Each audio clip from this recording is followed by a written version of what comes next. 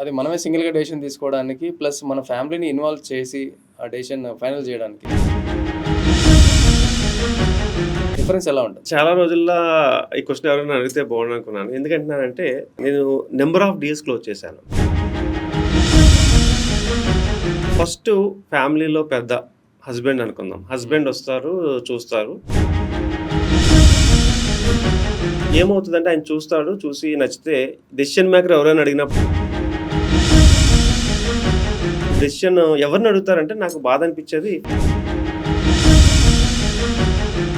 Maker అని కాన్ఫిడెంట్‌గా చెప్తారు. అది అంత యాటిట్యూడ్‌తో చెప్తారు. నేను చెప్తే చాలు మా ఇంట్లో వాళ్ళందరూ వింటారు. అది తప్పు కాదు. హ్యాపీగా నాకు మంచిగా అనిపిస్తది. నమస్తే. ప్రముఖ రియల్ ఎస్టేట్ కంపెనీలో డైరెక్టర్‌గా వర్క్ చేస్తూ రియల్ ఎస్టేట్ రంగంలో గత 10 సంవత్సరాలుగా తన సర్వీసెస్‌ని అందిస్తున్న రియల్ ఎస్టేట్ ఎక్స్పర్ట్స్ ఆర్యన్ గారు మనతో ఉన్నారు. సో ఆయన్ని అడిగి మనం ఒక రియల్ ఎస్టేట్ వెంచర్‌లో ఇన్వెస్ట్ చేసేటప్పుడు మన ఫ్యామిలీ ఇన్వాల్వ్‌మెంట్ ఎంతవరకు అవసరం అనే విషయాల గురించి ఆయనతో డిస్కస్ చేద్దాం. నమస్తే అండి ఆర్యన్ గారు. నమస్తే అండి. సార్ అయితే ఇప్పుడు మనం ఒక వెంచర్‌లో ఒక ప్లాట్ చూసాం, ఓపెన్ ప్లాట్. యెస్. సో అది మనకు నచ్చింది. ఆ! అది మనమే సింగిల్‌గా డెసిషన్ తీసుకోవడానికి ప్లస్ మన ఫ్యామిలీని ఇన్వాల్వ్ చేసి ఆ డెసిషన్ ఫైనల్ చేయడానికి డిఫరెన్స్ ఎలా ఉంటుంది? ఇది చాలా రోజుల్లో ఈ క్వెషన్ ఎవరైనా అడిగితే బాగుండు అనుకున్నాను. ఎందుకంటున్నానంటే నేను నంబర్ ఆఫ్ డీల్స్ క్లోజ్ చేశాను. So thousands of deals close చేసినప్పుడు ఫస్ట్ ఫ్యామిలీలో పెద్ద హస్బెండ్ అనుకుందాం. హస్బెండ్ వస్తారు, చూస్తారు. అంటే ఆ వైఫ్ లేదా వాళ్ళ పిల్లలు కొంచెం పెద్దోళ్ళు అయితే పిల్లలు వాళ్ళ డెసిషన్ అవసరం లేదు అనుకునే యాటిట్యూడ్తోనే ఉంటారు. నేను వాళ్ళని తప్పను. బట్ ఏమవుతుందంటే ఆయన చూస్తాడు, చూసి నచ్చితే డెసిషన్ మేకర్ ఎవరైనా అడిగినప్పుడు నేనే డెసిషన్ మేకర్ అని కాన్ఫిడెంట్‌గా చెప్తాను. అది అంత యాటిట్యూడ్‌తో చెప్తారు. నేను చెప్తే చాలు మా ఇంట్లో వాళ్ళందరూ వింటారు. అది తప్పు కాదు. హ్యాపీగా నాకు మంచిగా అనిపిస్తది. కానీ ఎప్పుడైనా ఒక ల్యాండ్ కొనేటప్పుడు ఫ్యామిలీతో వస్తే ఉన్న అడ్వాంటేజెస్ ఏంటంటే డైరెక్ట్‌గా ల్యాండ్ చూసేస్తాడు ఈయన. అప్పుడు డెసిషన్ ఎవరిని అడుగుతారంటే నాకు బాధ అనిపించేది ఫ్రెండ్స్‌ని అడుగుతాడు ఈయన వచ్చిన అతను. Friends there are not a real estate అనలిస్టులు కాదు అలా అని చెప్పేసి వాళ్ళకి రియల్ ఎస్టేట్‌లో నాలెడ్జ్ ఉండదు. సో వాళ్ళు ఏం చేస్తారంటే అరే షాద్‌నగర్ అంత దూరం వెళ్ళి ఎందుకు పెడతావు అంటే కామన్‌గా వచ్చేవాడు అంత దూరం ఎందుకు దూరం అంటారు. నెక్స్ట్ లేదంటే నేను కూడా వస్తానంటాడు. వచ్చిన తర్వాత నిజంగా చెప్తాను చాలా డీల్స్ మేము ఫ్రెండ్స్ వస్తే పెట్టాం, సైట్ విజిటే పెట్టాం అనమాట. సైట్ విజిట్ రావాలంటే ఫ్యామిలీ రావాలి, మీరన్నా రండి అని చెప్తాం. ఎందుకంటే నేను చాలా డీల్స్ డిసైడ్ చేస్తారు వీళ్ళతో పాటు ఎవరు వస్తున్నారు అనేది. ఫస్టే ఫోన్లో అడుగుతాము. అంటే సైట్ విజిట్లో వాళ్ళు లొకేషన్ తీసుకునేటప్పుడే సో ఫ్యామిలీతో వస్తున్నారా అనేది మా ఫస్ట్ క్వశ్చన్. లేదు ఫ్రెండ్స్తో వస్తున్నారంటే సారీ అండి కంపెనీ ఆర్గనైజ్ చేయదు అని చెప్పేస్తాం. ఎందుకంటున్నానంటే 90%, 95% ఫ్రెండ్స్తో వచ్చినప్పుడు కొన్న వాళ్ళు చాలా తక్కువ ఉంటారు. ఎందుకు అంటే ఫ్రెండ్స్ ఇన్ఫ్లుయెన్స్ ఎక్కువ ఉంటుంది. మొబైల్ కొన్నప్పుడు ఫ్రెండ్స్ని అడగండి, తప్పేం కాదు. ఎందుకంటే ఏది మంచి కంపెనీయో ఏది టెక్కో ఏదో వాళ్ళకి తెలుస్తుంది. ల్యాండ్ కొన్నప్పుడు just you can involve the family members. ఎందుకు అంటే ఇప్పుడు ఫ్యామిలీలో అన్ని డిస్కస్ చేసుకునేటప్పుడు ల్యాండ్ కొనేటప్పుడు కూడా డిస్కస్ చేసుకుంటే ఉపయోగం ఏంటంటే మీకు పాజిటివ్గా అనిపించేది మీ మిస్సెస్కి కానీ మీ పిల్లలకి కానీ అక్కడ ఏదో నెగిటివ్ మీకు కనిపించవచ్చు.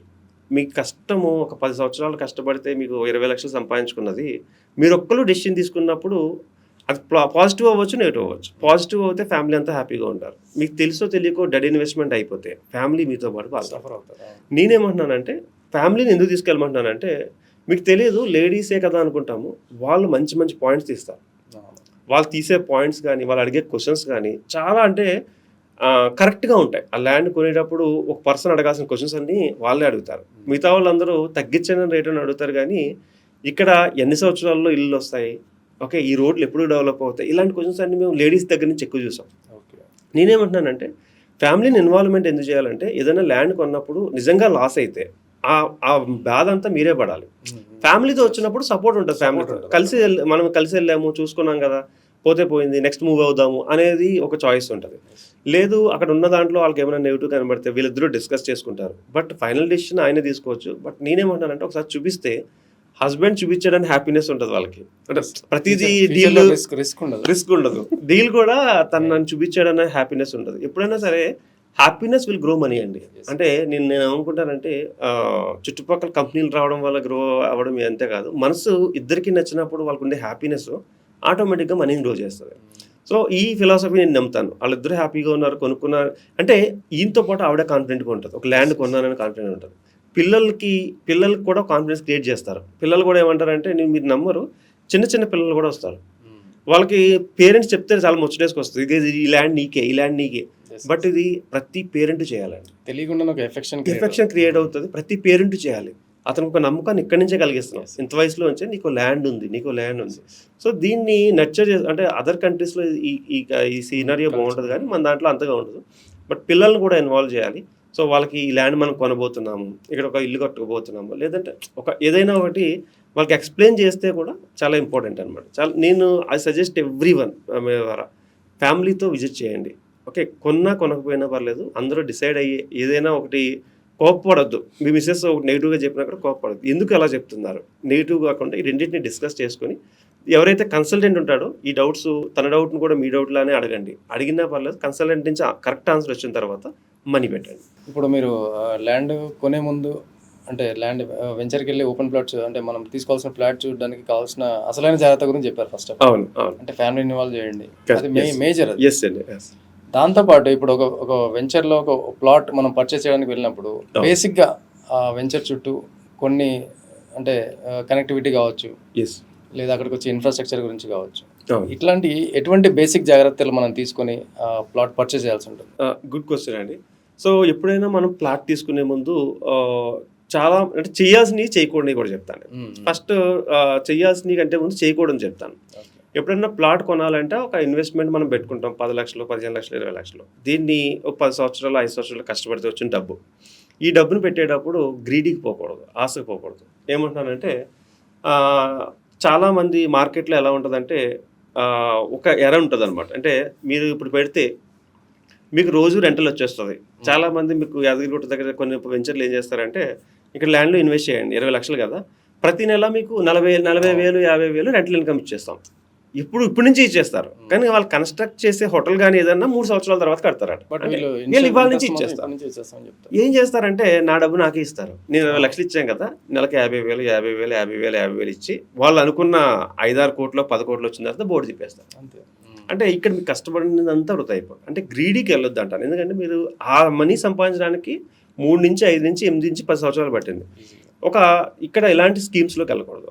ఇలాంటి ఏదన్నా ఉంటే దూరంగా ఉండండి. 100% సైట్ విజిట్ కూడా చేయొద్దంట నేను. లేదు అక్కడ మీకు కొంటే డబ్బులు ఇచ్చేస్తాము, లేదంటే కొంటే ఇది చేస్తాము, అది చేస్తాము అని ఆఫర్లు పెడితే దాన్ని నమ్మొద్దు. ఎందుకంటే కష్టపడిన డబ్బు అక్కడ మాత్రం కకృతి పడకూడదు అండ్ గ్రీడీకి పోకూడదు. సెకండ్ ఏంటంటే అది అప్రూవల్ లేవటో కాదో చూసుకోవాలి. అంటే ఇప్పుడు అందరూ కూడా చూసుకోవచ్చు, హెచ్ఎండిఏ, డిటిసిపి, ముడా. గూగుల్లోకి వెళ్ళి hmda.gov.in అని కొట్టి వాళ్ళకి ఎల్పి నెంబర్ ఉంటుంది, లేఅవుట్ పర్మిషన్ నెంబర్, అది మనం కూడా చెక్ చేసుకోవచ్చు. ఇప్పుడు అందరూ టెక్కీసే కాబట్టి ఆన్లైన్లో చెక్ చేయొచ్చు. డిటిసిపి నెంబర్ అని ఉంటుంది, డిటిసిపి చెక్ చేయొచ్చు. ముడా వెబ్సైట్లోకి వెళ్ళి ముడా చెక్ చేయొచ్చు. రెరా అనే సర్టిఫికేట్ ఉంటుంది, ఆ సర్టిఫికేట్ నుంచి రెరా ఉందా లేదా క్లారిటీ చేసుకోవచ్చు. అంటే అప్రూవ్డ్ లేఅవుట్లో ప్లస్ పాయింట్ ఏంటంటే అసైన్డ్ భూములు కానీ లేదంటే లిటిగేషన్ పాయింట్స్ కానీ ఇవన్నీ ఉండవు. ఎందుకంటే అవి ఉంటే గవర్నమెంట్ అనేది దానికి ఇవ్వదు, పర్మిషన్ ఇవ్వదు. ఇప్పుడు మీ అందరికీ మొన్నటి వరకు భయపడిన హైడ్రా ఎఫెక్ట్ కూడా ఉండదు ల్యాండ్స్లో. ఎందుకంటే FTL అని ఉంటుంది, ఫుల్ ట్యాంక్ లెవెల్. అది ఉంటే అసలు గవర్నమెంటే చాయిస్ లేదు, ఇవ్వదు. సో ఇప్పుడు భయపడిన కూడా అవసరం లేదు. హెచ్ఎండిఏ, డిటిసిపి వీటికి లేకపోతే హైడ్రాలో వస్తుందేమో అని భయం కూడా లేదు అప్రూవల్ లేఅవుట్స్లో. అలా అని కొన్ని ఫామ్ ల్యాండ్స్ వీటిలో మనం చెప్పలేము. అప్రూవల్ లేఅవుట్స్లో మీరు చూసుకోవాల్సింది LP number, later permission number ఏంటి, దీనికి సంబంధించి కంపెనీ బ్యాక్గ్రౌండ్ చాలా ఇంపార్టెంట్. ఈ కంపెనీ ఎన్నాళ్ళ నుంచి ఉంది, రిజిస్ట్రేషన్ ఏ టైం వరకు చేస్తుంది, అంటే ఆ కంపెనీకి ఎన్ని ఇయర్స్ బ్యాక్గ్రౌండ్ ఉంటాయి, లేదా ఎన్ని వెంచర్స్ చేసి ఉంటే మనం దాన్ని మంచి కంపెనీగా కన్సిడర్ చేయొచ్చు. అంటే మీరు అడిగిన ప్రశ్న బాగుంది. అంటే ఎలా అంటే ఆ కంపెనీకి ఎన్ని వెంచర్లు ఎంత ఫాస్ట్గా చేస్తారు అనేది, అట్లీస్ట్ 4-3 వెంచర్లు చేసినా కూడా పర్లేదు. బట్ వాళ్ళ బ్యాక్గ్రౌండ్లో వాళ్ళు ఇంతకుముందు ఏం చేసి వచ్చారు. ఇప్పుడు కంపెనీ ఒక MD ఉన్నాడు, ఆయన రాజకీయాల్లో వచ్చాడు అనుకుందాం, లేదా ఇక్కడ పెట్టారు అనుకుందాం, లేదంటే ఇంతకుముందు కష్టపడి ఒక బిల్డ్ చేసుకుని మళ్ళీ ఇక్కడికి వచ్చారు అనుకుందాం. ఇవన్నీ కూడా అనాలిసిస్ చేసుకోవాలి. చేసుకుని ప్రైవేట్ లిమిటెడ్ కంపెనీయే కదా. ప్రైవేట్ లిమిటెడ్ కంపెనీ అంటే దానికి ఒక సంబంధించి ఉంటుంది. రెరాలో రిజిస్టర్ అయిన కంపెనీ అయితే ఇంకా సేఫ్. ప్రతి కంపెనీ రెరాలో రిజిస్టర్ అయి ఉండాలి. ఉంటే ఏమవుతుందంటే రేపు పొద్దున ఏదైనా ఫైట్ చేయాలంటే ఆ రెరాలోంచి సపోర్ట్ వస్తుంది మీకు. సో అది కూడా చూసుకోవాలి. రెరాలో రిజిస్ట్రేషన్ కాని కంపెనీ దగ్గరికి వెళ్ళకపోవడం మంచిది. ఓకే, రేపు ఎవరినైనా అడగాలంటే రెరా మనకు సపోర్ట్ చేయదు. నెక్స్ట్ కంపెనీ బ్యాక్గ్రౌండ్ చూసుకునేటప్పుడు ఇంకోటి ఏం చేయాలంటే రిజిస్ట్రేషన్ ఏ టైంలో చేస్తున్నారు. ఎక్కువ మంది డైరెక్టర్స్ ఉన్నా కూడా ఇబ్బంది. అంటే ఎక్కువ మంది పార్ట్నర్స్ ఉంటాయి. సపోజ్ చాలా కంపెనీలో 4 పార్ట్నర్లు 5 పార్ట్నర్లు ఉంటారు. ఇక్కడ ఏమవుతుందంటే వీళ్ళ మధ్య ఏదైనా ఇష్యూ వచ్చింది అనుకోండి, రిజిస్ట్రేషన్లో అయిపోతాయి. మోస్ట్లీ 1 or 2 సజెస్టబుల్ అండి. 2 లేదా ఒకళ్ళు కానీ 2 కానీ, లేదా మోస్ట్లీ 3 పర్లేదు.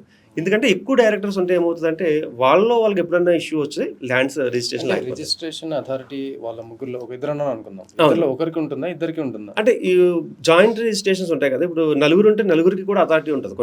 కొన్నిటికి ఒకరికే పవర్ తీసుకుంటారు, ముగ్గురు స్లీపింగ్ పార్ట్నర్స్ లాగా ఉంటారు.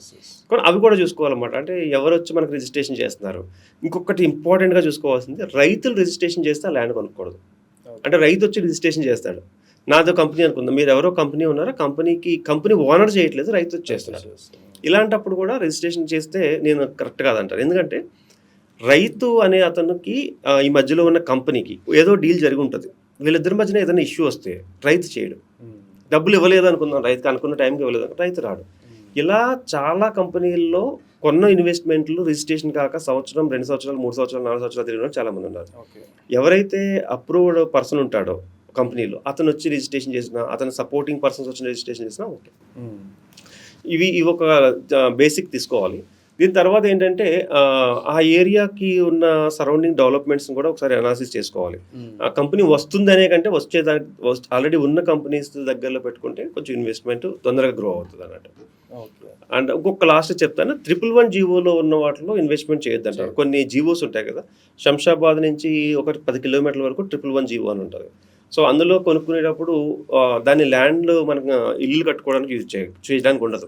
సో ఇవన్నీ తెలుసుకోవాలన్నమాట. అంటే అది హెచ్ఎండిఎల్ ఏ పరిధిలో ఉందో కూడా తెలుసుకోవాలి. సార్, అయితే మీరు చెప్పిన బేసిక్ ఏవైతే జాగ్రత్తలు ఉన్నాయో అవన్నీ తీసుకొని ఒక వెంచర్లో ప్లాట్ మనం పర్చేస్ చేస్తాం.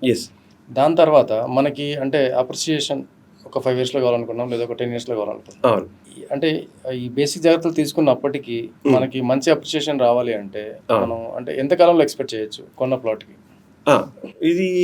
దీన్ని ఎలా అనాలిసిస్ చేయొచ్చు అంటే, మీకు ఒక ప్లేస్లో తీసుకున్నారు, ఒక మంచి అప్రిషియేషన్ రావాలంటే 5 సంవత్సరాలు మేము ఏం చెప్తామంటే 5 years, 10 years, 15, 20 ఈ బ్లాక్లో పెట్టుకోమని.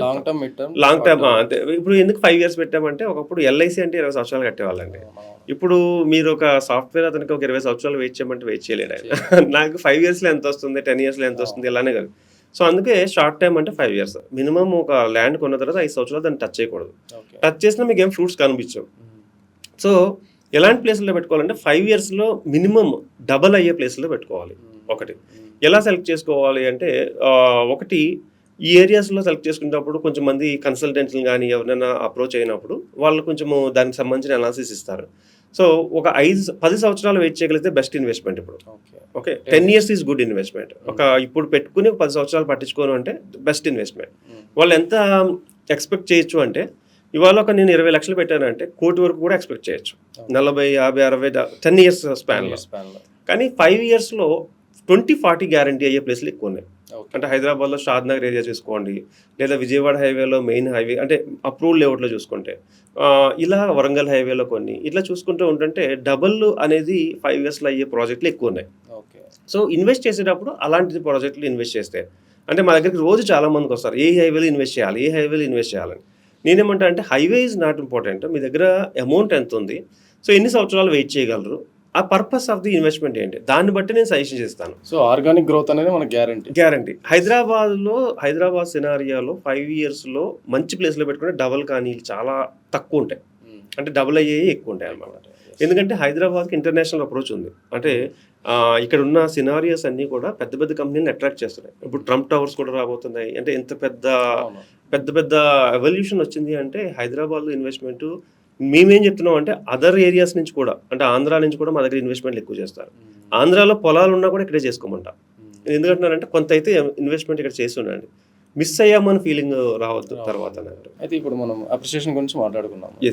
ఇప్పుడు మీరు ఇందాక కూడా అంతకుముందు క్వశ్చన్లో ఒక మాట చెప్పారు, అంటే ఎటువంటి వాటిలో ఇన్వెస్ట్ చేయకూడదు బేసిక్ జాగ్రత్తలు తీసుకునేటప్పుడు. అవును. సో కంప్లీట్ రిస్క్ ఫ్రీ వెంచర్ని మనం ఎలా ఫైండ్ అవుట్ చేయగలుగుతాం? ఇది కంప్లీట్గా రిస్క్ ఫ్రీ కంపెనీ లేదా రిస్క్ ఫ్రీ వెంచర్, లేదా ఇక్కడ కొంటే మనకి ఎటువంటి రిస్క్ ఉండదు ఇన్ ఫ్యూచర్ కూడా, దాన్ని ఎలా ఫైండ్ అవుట్ చేయొచ్చు? సో ఇది కొంచెం గ్రౌండ్ వర్క్ చేయాలి. ప్రతి ఒక్కళ్ళు కూడా అంటే కంపెనీ బ్యాక్గ్రౌండ్ తెలుసుకోవాలి. ఓకే, ఆ వెంచర్ గురించి 1-2 సార్లు ఆ చుట్టుపక్కల ఉన్న వెంచర్లు ఎలా ఉన్నాయి, వేల్ వెంచర్ ఎలా ఉంది, రేటు వేరియేషన్ మరీ ఎక్కువగా ఉంటే అదిలో ఏదో ప్రాబ్లం. అంటే 1000, 1500, 2000 దాకా పర్లేదు. వాళ్ళు ఇంతకంటే తక్కువకి ఇచ్చేస్తున్నారు. సరౌండింగ్ ఏమో 10,000 నడుస్తుంది, ఇలా 5,000కి ఇచ్చేస్తున్నారు. ఆ వెంచర్ తీసుకోవడం బెటర్. అంటే అంత చేంజెస్ ఉండవు, ఒక 1000, 2000 ఉంటుంది. అంటే ఏదో లూప్ హోల్ ఉంటుంది దాంట్లో అలాంటి వెంచర్స్ ఉన్నప్పుడు. అంటే అలాంటి రేట్లు కూడా చుట్టుపక్కల ఎంత ఉన్నాయి, వీళ్ళు ఎంత అమ్ముతున్నారు, ఎందుకు ఎంత ప్రైస్ పెట్టారు, వీళ్ళ పాత ప్రాజెక్టులు ఏమున్నాయి, ఎక్కడ ఉన్నాయి. దాంట్లో పెట్టిన కస్టమర్స్ వెళ్తా అనేది మనకు తెలియదు, అంటే వాళ్ళు ఎక్కడ ఉన్నారని. బట్ కాకపోతే ఎప్పుడు స్టార్ట్ చేశారు పాత వెంచర్ అనేది మనకి ఎల్పి నెంబర్లో తెలిసిపోతుంది. దాని ఎల్పి సపోజ్ 19లో ఉందంటే 19లో ఉన్నట్టు అనమాట. సో అప్పటి నుంచి ఇప్పటికి ఫస్ట్లో రేట్ ఎంత పెట్టారు, ఇప్పుడు ఎంత రేట్ అయింది. ఫస్ట్ ఎవరైతే అసోసియేట్ కానీ లేదా కన్సల్టెంట్ కానీ సేల్స్ పర్సన్ అడగాల్సింది ఏంటంటే పాత వెంచర్ చూపిస్తారు కంపల్సరీ. ఇక్కడ ఫస్ట్ స్టార్టింగ్ రేట్ ఎంత అంటే దాన్ని బట్టి మీరే అనాలిసిస్ చేసుకోవచ్చు. ఒకప్పుడు వీళ్ళు ఒక స్టార్టింగ్ రేట్ 9,000లో పెట్టారు, ఒక out of the 4 years or 5 yearsలో 18,000 అయిందని డబుల్ అయింది. అది గుడ్. లేదా డబుల్ కాదు, మోర్ దెన్ 1% కంటే 0.5 కంటే ఎక్కువ అయింది, అదే దట్ ఈస్ ఆల్సో. అంటే ఈ అనాలిసిస్కే టైం కావాలి మనకి. అండ్ ఇంకొకటి ఎక్కువగా చూసుకోవాల్సింది ఏంటంటే రోడ్ యాక్సెసిబిలిటీ ఉందా లేదా. ప్రాజెక్ట్ అద్భుతంగా ఉండొచ్చు, పెళ్లి కూతుర్లో తయారు చేస్తారు చాలామంది, బట్ దాని రోడ్ యాక్సెస్ లేకపోతే అది ఇబ్బంది ఎప్పటికైనా. సో రోడ్ యాక్సెస్ కూడా మనం చూసుకోవాలి. అంటే ఇది కామన్గా ప్రతి లేమ్యాను చేసుకోవాల్సిందే. ఏది ఒక వెంచర్కి వెళ్తాము, వెళ్ళే రోడ్ ఎలా ఉంది, వెళ్ళే రోడ్లో కంఫర్ట్, అంటే మట్టి రోడ్ ఉన్నా పర్లేదు, బట్ అది యాక్సెస్ ఉందా లేదా. అంటే అన్నీ ఇప్పుడు తార్ రోడ్ వేసేసి లేదా సీసీ రోడ్ వేసి ఉంచరు ఎవరు కూడా. కాకపోతే వెళ్ళే దారి ఏది రిస్క్ లేకుండా ఉందా లేదా, ఇక్కడే రిస్క్ అర్థమైపోతుంది. వెళ్ళే దారిలో రిస్క్ ఉంది అంటే దానికి రిస్క్ ఉన్నట్టే. వెళ్ళే దారి కంఫర్ట్గా ఉంది అంటే అంటే అది మట్టి రోడ్ అయినా పర్లేదు, నేను ఇప్పుడు చెప్తాను. ఎందుకంటే మనకి ఇప్పుడు హైటెక్ సిటీలో కూడా కొన్ని మట్టి రోడ్లు ఉన్నాయి ఇంకా ఇప్పటికి, అయినా కూడా మంచి ప్లేసులు దానికి అపార్ట్మెంట్లు, పెద్ద పెద్ద అపార్ట్మెంట్లు ఉన్నాయి, బట్ మట్టి రోడ్లు ఉన్నాయి. బట్ కావాల్సింది ఏంటి అంటే హైవే నుంచి యాక్సెసిబిలిటీ ఎలా ఉంది, లోపలికి వెళ్ళడానికి ఎలా ఉంది, మధ్యలో ఎవరైనా బ్లాక్ పర్సన్స్ ఉన్నారా, అంటే కొన్ని పొలాలు అడ్డుంటే మళ్ళీ తర్వాత అలా టర్నింగ్ దిల్లి లోపలికి వెళ్ళి అలా చేయాల్సి వస్తాయి. సో ఈ యాక్సెసిబిలిటీ బాగుండాలి ఫస్ట్. ఎప్పుడన్నా రోడ్ యాక్సెసిబిలిటీ బాగుంటే డబ్బులు బాగా వస్తాయి. సో ఇవి బేసిక్గా మనం అందరూ చేసుకోవాలి. అండ్ నేనేమంటానంటే కన్సల్టెంట్ లైక్ అస్, అంటే మాలాంటి కన్సల్టెంట్ని ఎందుకు కలవమంటామంటే ఎక్స్పర్ట్ని కలిస్తే దాంట్లో ఏదైనా లిటిగేషన్స్ ఉంటే మనం చెప్తాం. ఇంకొకటి లాయర్ని కూడా కన్సల్ట్ అవ్వడం బెటర్. ఎలా అంటే వాళ్ళకి తెలిసిన లాయర్కి 5,000 10,000 ఇస్తే దానికి డాక్యుమెంట్ ఎలా ఉందో తెలుసుకోవచ్చు. సో లాయర్ని కూడా నేను కన్సల్ట్ అవ్వమని చెప్తాను. పెద్ద కంపెనీలు అయితే అవసరం లేదు, అయినా కూడా సేఫ్ సైడ్లో ఒక లాయర్ని కన్సల్ట్ కంపల్సరీ అండి. ఒక 5,000కి ఒక కన్సల్టెంట్లు ఎంత తీసుకుంటారు, 10,000 15,000 తీసుకుంటారు. కన్సల్టెంట్ ఏంటంటే ఇది ప్రాజెక్ట్ చూసి ఎస్ ఆర్ నో. సో ఈ రెండుకి అయ్యే ఖర్చు లైఫ్ టైం సెక్యూర్గా ఉంటుంది. అంటే మీ అమౌంట్ డబుల్ అవుతుంది, ట్రిపుల్ అవుతుంది, మీరు సెక్యూర్గా ఉంటారు. రేపు మీ పిల్లలకి భరోసాగా ఇవ్వచ్చు దాన్ని. అదొక. సో ఆర్యన్ గారు, ఇప్పుడు మీరు అంటే ఒక ప్లాట్ పర్చేస్ చేసే ముందు ఫ్యామిలీ ఇన్వాల్వ్మెంట్ ఎందుకు అవసరం అనేది చెప్పారు. ప్లాట్ పర్చేస్ చేసేటప్పుడు తీసుకోవాల్సిన బేసిక్ జాగ్రత్తలు చెప్పారు. అండ్ రిస్క్ ఫ్రీ ప్లాట్ ఎలా పర్చేస్ చేయాలి, రిస్క్ ఫ్రీ కంపెనీ ఎలా చూస్ చేసుకోవాలి, అండ్ ఇవన్నీ చాలా విషయాలు డిస్కస్ చేశారు. సో మా వ్యూవర్స్ ఎవరైనా మిమ్మల్ని కన్సల్ట్ అవ్వాలి అనుకుంటే, ఏదైనా ప్లాట్ విషయం కావచ్చు, ఎక్కడైనా ఇన్వెస్ట్మెంట్ పర్పస్ కానీ, సో వాళ్ళు మిమ్మల్ని ఎలా కన్సల్ట్ అవ్వాలి? థ్యాంక్ యూ అండి. సో ఎవరైనా ఆ ప్రాపర్టీలో ఇన్వెస్ట్ చేసే ముందు మీకున్న ఏ డౌట్కైనా నేను ఓపిక్గా సమాధానం చెప్పడానికి రెడీగా ఉన్నాను. అది ఎలాంటి డౌట్ అయినా, ఇక్కడ పెట్టొచ్చా పెట్టకూడదా, అంటే ఎన్ని ఇయర్స్లో పెరుగుతుంది, నేను యాజ్ ఏ 10 years ఆఫ్ ఎక్స్పీరియన్స్లో నాకున్న నాలెడ్జ్ షేర్ చేయడానికి రెడీ ఉన్నాను. సో ఎవరికైనా కావాలి అనుకుంటే 9391151121 ఈ నెంబర్కి మీరు కనుక కాల్ చేసినట్లయితే, అప్పుడు తీయకపోయినా మీ వాట్సాప్లో మీరు నాకు చాట్ చేస్తే 100% మీకు డీటెయిల్స్ చెప్తాను. నాకున్న knowledge 100% I want to share with you. Thank you.